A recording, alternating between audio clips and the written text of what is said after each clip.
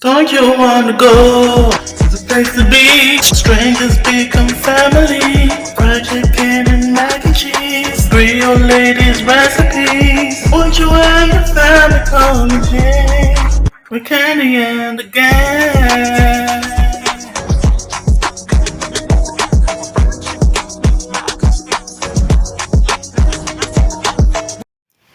Meet Philip from Pong. He's a 37-year-old Atlanta native who was introduced to Candy and Todd a few years ago and began consulting at Blaze Stick Seafood, the upscale restaurant across town. Though being an Atlanta native, he had some major stints in Miami before deciding to move back home. He has a long history developing restaurants with successful records, hence why he was hired by the former at the OLG restaurant to get the staff back on track.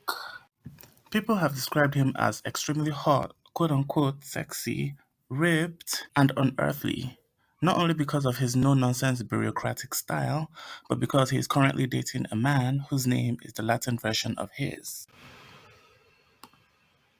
Upon starting his job at the OLG, he had been met with resistance with an attitude from the jump from a staff, which wouldn't be surprising given what we all know about her. His suspension of the staff, while praised by some viewers like myself, given that he's used to five-star restaurant environments, which demands professional demeanor, others had opposing opinions and kept an open mind. And you know what?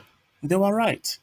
To our astonishment, he expostulated almost every single staff he came in contact with. The lack of professionalism and respect of authority from the staff was definitely a tip-off.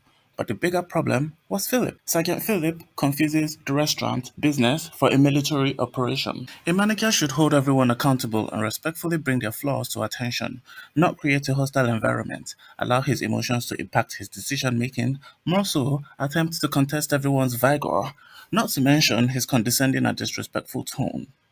The worst is that he also gaslights his staff to get a reaction using phrases like, I don't go back and forth with hourly employees that I employ to do a job. But you think that you run things and you don't run things well. I'm not going to sit up here and walk on eggshells because you feel uncomfortable about my presence. Another red flag was the fact that the staff who was suspended did not get a verbal warning or written warning beforehand. Sergeant Philip lacks any of these qualities because he is power hungry. Adding to this, he is resistant to listening, possesses delusions of grandeur, and he thinks he can give the owners ultimatums. Sergeant Philip must have missed classes when learning that a real professional should be able to get the grip of the expertness and utility of his employees, which would also explain his lack of knowledge of his staff's motivation and goals.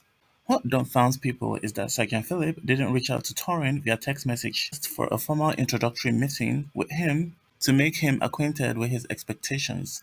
Had he done that, he would have never suspended Brian, and that Torin situation would not have happened. And I, just like everyone else, was living for Brian when he gathered Philip at the table because let's face it, listening to Brian's story made us truly grasp that Philip indeed does not fit in his shoes. But I wouldn't blame him alone. Again, I blame Candy and Todd. I haven't been able to differentiate the roles between Brandon, Philip, and Don Juan. I'm not sure exactly why Don Juan is even there. Philip should not be dealing with the staff directly if he's the director of operations. Their roles don't seem to be clearly defined. And there's too much confusion. Philip may have morphed into Sergeant Philip based on the information he was given about the staff. As soon as they act a certain way, there is a reaction that is uncalled for, when he should simply respond with professionalism. I'm sure he has the background to back up what he says, but the staff likely don't know that.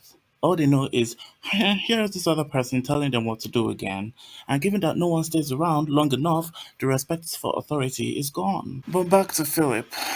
As a person who identifies as gay, I will be careful having issues out of proportion with the two people amongst the cast who are more on the flamboyant side.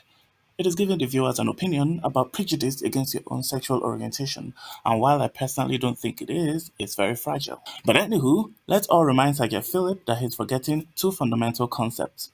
To be an effective leader, you have to have people willing to follow you, and if everyone has an issue with you, it's not everyone, child, it just might be you. Don't you wanna go? It's a place to be. Strangers become family. Fried chicken and mac and cheese. Grill ladies' recipes. Won't you and your family come and change? With Candy and the gang.